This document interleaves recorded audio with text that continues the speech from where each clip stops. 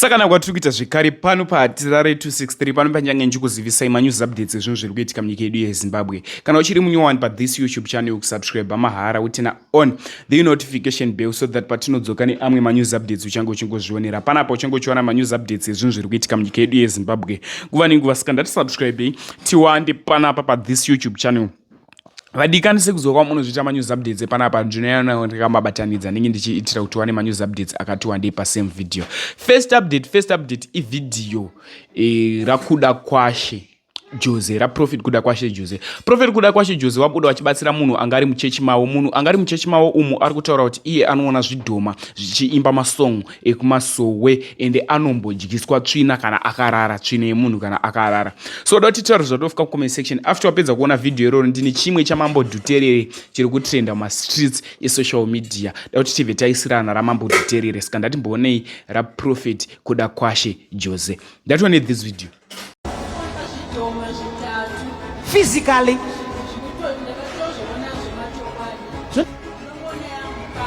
Munita say, Chicha Mona Jamganwa. What's happening here?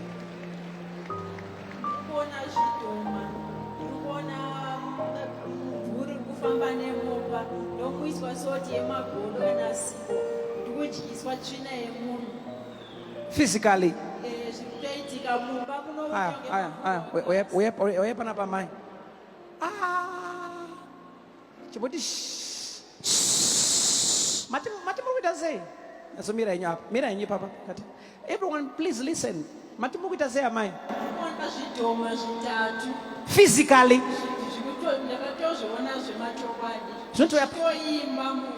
Zveshimba kudini.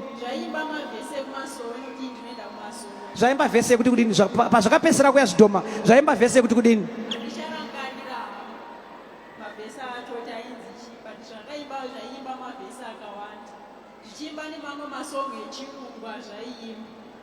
echechi ekuti kudini amai avanaka When we put them as well to Rota, am I moved out of the name? Munona Zidoma live.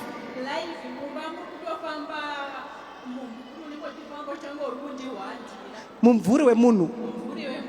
Sakauka Famba Mumvuru no Vita say.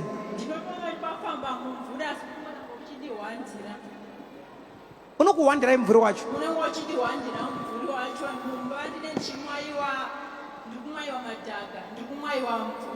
Mumba mnetange mafuru wa gasi mumba munosozara zvodanja ndakunetseka kufema kozoita nguva yakupanguva yandinoenda kunguva yemunhukadzi ndinonzwa ropa rangu richitomiwa masikati machena zvinhu zvezviri kundishandisa ita mukadzi masikati nyange ndichifamba nguva mutauni mungava papi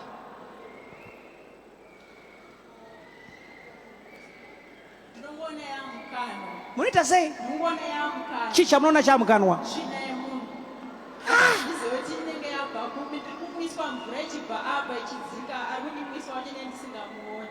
Amai, mune makakotsira here? Munoona chii chiri mukanwa menyu? Hey! People of God.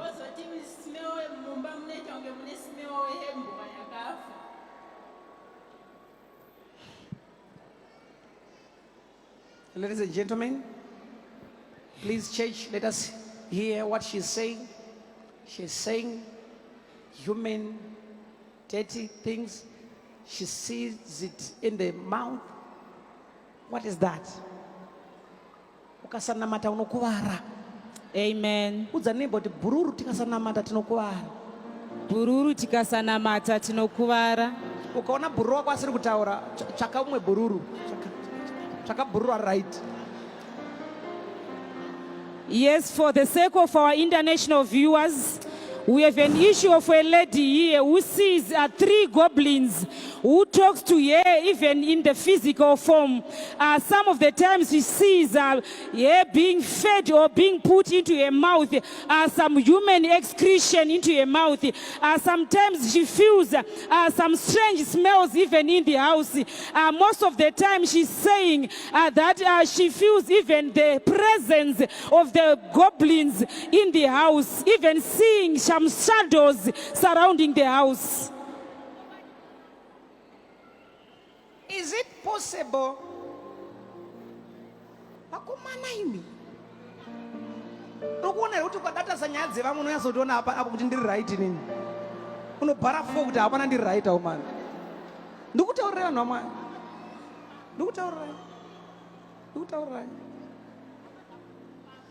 Ndikutaurira no. Unobhara fo kuti akumana ndiri right. Bhara fo daizo. Next Sunday mama. Yes, we are seeing deliverance taking place. Open your eyes. The man of God is praying for the lady, Right. who was seeing some goblins in the physical form. She was seeing even some strange shadows. All right. Mama. Hello. Mrundi is where? Shamaiton. Tarsai kune vanu. Look at her. Then she will be delivered after that. Ipapo vachatobva vadzikinurwa ipapo.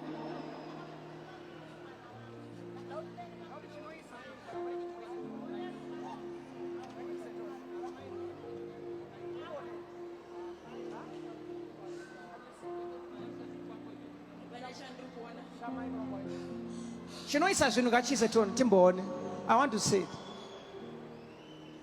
Huh? Achidi. Achisikuda. Ngachigare, ngachife, ngachiparare. Mr. Jesus.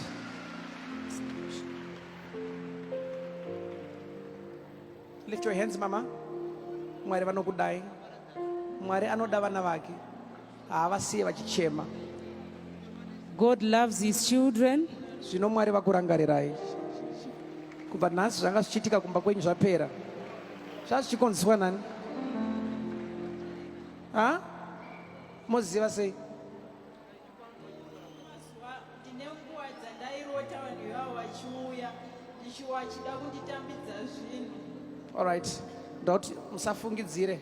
Vharai maso enyu. Onai varidzi vazvo nyatsozvionai kuti ndanani. Tobva tazokunamatirai. Sleep right now. Ndofunga wazvinzwira video iro, ndofunga wazvionera, ndokumborota zvandofunga kucomment section. Wambosangana nemunhu ane situation seiye isai ndatanga kukuradza here kana kuti wakambozviitawo here. Vadika ndatishingei kunamata mweya yetsvina iriko. Next update ivideo raMambo Dhuterere. Mambo Dhuterere vobuda mumastreets esocial media vachitsiura vanozviti vatendi vanonamata, vachitsiura vanhu vanozviti vanonamata vachiita show off. So video iri richakutsiura kana uchirarama muraramiro uyu, richatsiura umwe munhu. Doti muone video, pedza kuona video tazvonofika mucomment section. Ndatune this video. Zvavhundutsirwe nevanhu panotoone mutsauko pakati peshow off nekuratidza vanhu zvavakaitirwa naMwari. Zvinhu 2 zvakatosiyana izvozvo. Ende chakanakira musiyano wacho ndechekuti uri mauri iwe ndouri kuziva zvauri kuita. Kana uchiita show off ndouri kuziva kuti show off ende zvakaipa. Kana kuri kuratidza vanhu ukuru nokubwinya nesimba raMwari, there's nothing wrong with that. Nothing. Waibata nothing. Usaodzwe moyo ende usavhundutsirwe nevanhu. Nzwai nini ndikutaurira izvozvo. Ivhangeri reupenyu hwako, muraramiro waunoita, lifestyle yako, ivhangeri rakasimba 10 times than kuda kuparidzira vanhu nemashoko. Unodzitaura ndimi ukadi ukaumburuka. Even yangu wakataura wakaisa musoro pasi makumbo mudenga. I tell you, kana vanhu vakasanakirwa nelifestyle yako yauri kurarama, hauvatendeutse. Moyo yevanhu iri that stubborn ende Mwari vanozviziva. Chakaipa chii kuti kana Mwari vakakubvisa kumatope, vakugeza kumatope, wachena wobva waudza vanhu kuti kuchena uku ndiye Manuel. Chakaipa chii? Inganzi ishow off iyoyo. haisi show off. Iwo untaura kuti vamunobhilivha imimi kuti upenyu hwavari kurarama hwakaisvonaka chaizvo asi hauna kuprovaidwa naMwari. Vanoita show off. Ubara izvozvi zvaakuita as if chinhu chese chakanaka chiri kungobva kuna Satani. Why? Because vacho muri kuprovaidwa naMwari. Chinhu chamuri kuburitsa pachena inhamo. Kana mune nhamo ndo pamunoti nhamo yangu, ndine nhamo yangu, nokukrieta nemavhesi enhamo. Kana maropafadzwa maakudyira ropafadzo yaMwari musaga. Saka maneighbor anoziva sei kuti ndiMwari akakuitirai zvinhu izvo? Anoziva sei? Anozviziva sei? Pana kana chinhu chakaipa ipapo. Pana haisi show off. Nyika ngaizive, vari pedyo nevavakidzani ngavazive, wobva wavaudza kuti ndiManuel akazviita izvi. Ubara navacho. Pana kana chinhu chakaipa. Musaconfuse zvinhu zvisina kufanana. Don't confuse. I tell you, life yatinorarama pano. Kana ini vanhu vakafungira kuti ndiri kumiririra Mwari, vofungirira kuti uyo haasi kumirira Mwari. Life yeuyoyo vakangonoichiva kana iriyo life yavari kuda kurarama. Musanyeperwa vanhu, they don't even care kuti akazviwana kupa akazviwana sei, vanoenda ikoko. Saka kana Mwari vaitira inini chinhu chakanaka, ndikufanira print yekunyatsoratidza pawakabviswa naMwari kusvika pawava izvozvo, kuti munhu wese ari musituation anyatsoona kuti situation yandiri inobudika. Ndo zvawakaropafadzirwa, ndo zvawakaporeserwa, ndo zvawakabvisirwa musituation. It's just as simple as that. Now kana uchingowa state and stage wane vanhu vakuudza kuti ukaudza nyika ya pride ya show off. Show off yei? Show off yei? Kana ndaidya nyevhe nyamwe ndaderere kumusha kubva Monday to Sunday. Izvozvi kana taropa izvozvo ndo zvinonyatsoratidza kuti simba harisi rangu nderani. Simba harisi ndo zvauri kutiraya kuratidza vanhu kuti utanzi unzuruta show off. Chibaba, uona inini ndakambokuudza inanza ndane mari. Handina mari. Ini ndikaita mari, nyangwe ndikatenga mota ndokurevherai pakamera ndichikuposterai. Ndagara ndakukumbira regere izvozvo ndisaindaita mari. Kana iri unfollow gara wabaya, handina chinhu chandinoona kuti this is beyond my power. Ichi chaitwa naMwari, chinoitwa naMwari ndorega kuudza vanhu kuti ndiMwari. Ndiite iyoyo ini. Taimega. Vanhu ngavazive kunze uku kuti chinhu chese chakanaka chinobva kunani. Kana chaitwa naMwari tovaudza, iwo waitirwa wovaudza kuti ndiMwari. Kuti vanhu vazive kuti Mwari ari kuende, Mwari anoita izvozvo. Nai chakaipa ipa baba chinganzi chinhu chakaipa. Tine problem kuti chinhu kana chisina kuitwa kwandiri kana kumba kwedu taakuchidedza nemazita.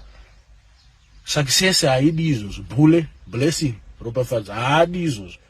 Anofungira kuti wakamuvenga ongoti chinhu chese chaitwa kumunhu as long as chisina kunangana newe waakutongoti zvekuromba zvara.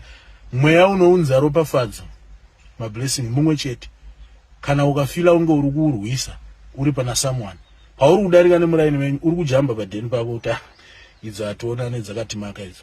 Ngati appreciate zvinhu zvakanaka zvaitirwa vanhu, topembera navo. Hatisi nyange ukasada kupemberera iye, pemberera chamuropafadza kuita kuti chikufarire chisakuvenge. Bhule kana akuyo wadarike nepadeni pako kana nemumba mako kuti zvese zvakanaka zvikufanira kuitwa. No, kana chazoitwa kwauri ngachiudzwe vanhu kuti handisiri ini ndiye Manuel. As simple as that. Chakaoma chiva. Zvinhu zvisina basa. Uona kuti zvinhu zvinovhiringidza society ndo zvatinotendera kuti zviratidzwe zvidisplay kuvanhu. ZvaMwari chaizvo hatidi. Mwari haadi izvozvo. Mwari aiwa zve. Dai anga asingadi izvozvo aisamboratidza John chigaro chimwe chaakatadza kana kutsanangura. John akatadza kutsanangura chakagarwa nemukuru so share ubara. Wanzwa description inside kwari haisi yenhamo iyo. Kana akupa izvo ngatingoita sei? Ngatingopupura kuti mbiri idzorerwa kusakangana.